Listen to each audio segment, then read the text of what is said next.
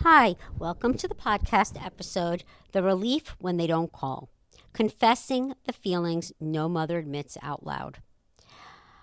Last Tuesday, my phone didn't ring. Last year, my phone didn't ring. The year before that, my phone didn't ring. Not a crisis, not a lie, not a mom, I need you. Not a mom, this is the last time, I promise I won't ask again. Just silence. And you know what? I was relieved. I am relieved. And then I actually woke up one day and said, I feel guilty. Like I'm content with not hearing from him. Because if he was back in my life, I don't want the chaos anymore. And the feeling that I have to admit that I'm happy he's not in my life is such a painful thing for me to have to do. It's embarrassing. It doesn't even make sense for people that don't have addicts, don't have adult children with mental illness and have to cope with these issues. And the truth is, I'm happy. It just makes it easier. There was a time when I prayed for him to call. Early on, before I knew how bad it would get, wow, silence meant danger. Silence meant he was going somewhere else, using, overdosing. Maybe he's dead in a ditch somewhere. I wouldn't know until a police officer showed up. So I always kept my phone on, always the ringer on loud, at night, anytime. I slept with it next to my pillow. I wouldn't leave without it anywhere. And a lot of times it kept me from going out, never knowing what's going to happen next. Is he safe? Is he hurt? Is he calling from jail, hospital, stranger's phone? I answered every time because that's what mothers do, right? We answer. We show up. We're the safety net. But here's what those calls became. Mom, I need. They always started out that way. Hi, Mom. I was thinking about you. Not how are you? I miss you. Mom, I need. I need a ride. I need a place to crash. I need pizza. I need food. I need to be able to buy cigarettes. I gave him every time. I didn't want him to feel pain or sadness and feel neglect. And I always believed he'd get better. He'll see how much I love him. He'll choose me over the drugs. But he never did. The calls kept coming, and they were always the same. But they were different times of the day, but typically I'd say 8 o'clock. 7:30, 8. And the last time I heard him was horrendous. A psychotic moment he must have been having. But the last time I remember giving him money and saying to him, I love you, but you need to help yourself. Now, I cannot do it anymore. You need to take responsibility. And you need to make some money and figure out how you're going to solve your addictions and what's next for you. I can't do it for you. I can't want something more than you want it for yourself. And that's really when that one call, this is the last time I'm giving you money. That's it. And you know what? I never gave money again. And he was so mean on the phone that day. So I never spoke to him again after that.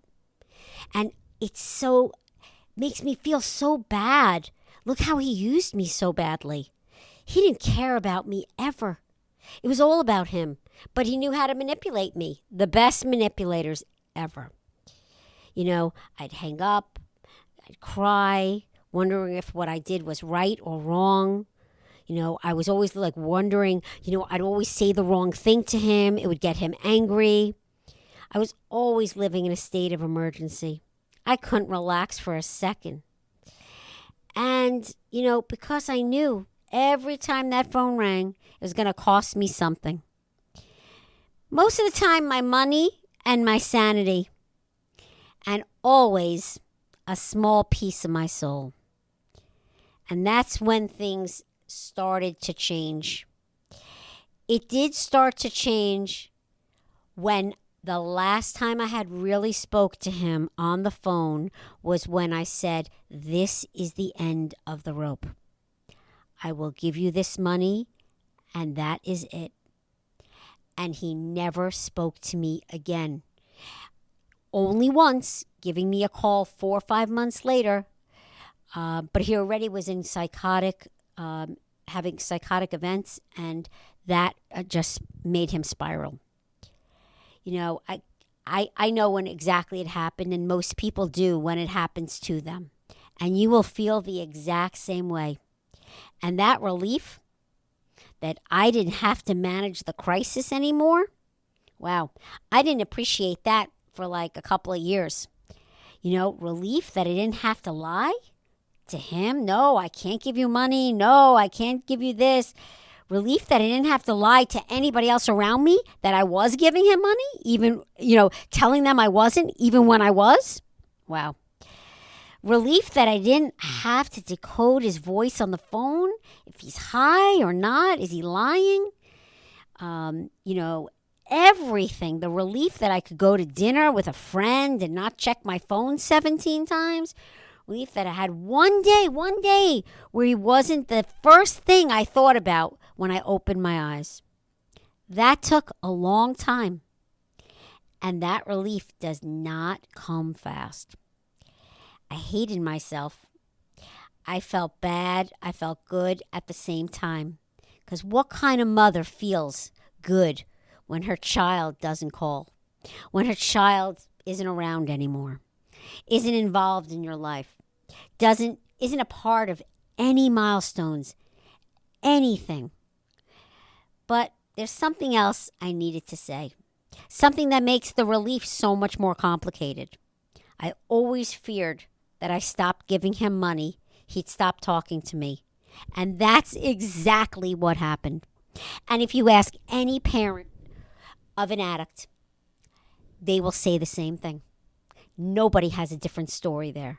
They're all basically the same. Just happens different times. And wow, when he stopped calling and he knew that was it, no more money, I realized then that's when I transformed into, wow, I'm going to go live my life now. I can't do this anymore. I grieve the relationship that I thought we had. I grieve it every day. I think about it, but then I don't. And then the guilt sets in. How could I not think about my kid? Why aren't I thinking about him? Where is he? I love when people say, oh, do you know where he is? And they don't know what to say, and I get it. I wouldn't know what to say either. When people's kids are going on with their lives, you become a grandma, and you're having grandkids and grandpets, and you're visiting everyone everywhere, and the families are just getting bigger, and you don't have that. And that sadness of knowing the grief that sits in my chest like a stone. It's not going anywhere. I know I did the right thing. I set those boundaries, and surely I protected myself. But it did cost me my son. 100% it cost me my son. And I never looked back because it truly was the best thing I could have done for myself.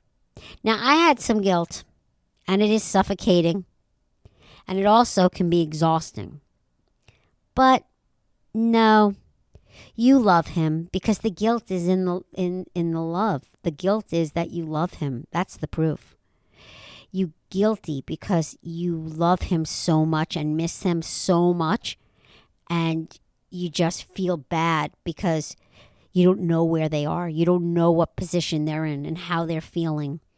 And you'd hate to know that they hate you, when in fact in their mind they do. But I don't think about that. I know I did the right thing, but it did cost me everything in pertaining to my son. And I was afraid for a long time to set boundaries. because you know what will happen.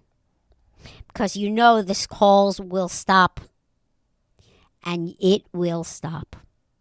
And no one wants that to happen. I didn't for a very long time. I lied to myself, even though I put myself in danger. You know, he really was dangerous at times.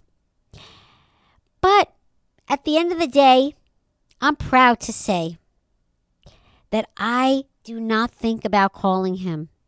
And every so often when I feel guilty about not thinking about him, I say to myself, remember when? Remember the days, the hours, the seconds, the moments he stole from you, and the way he treated me. Yes, it's the disease. Yes, 100%. But he made choices as well. And that's the choice that I made as well.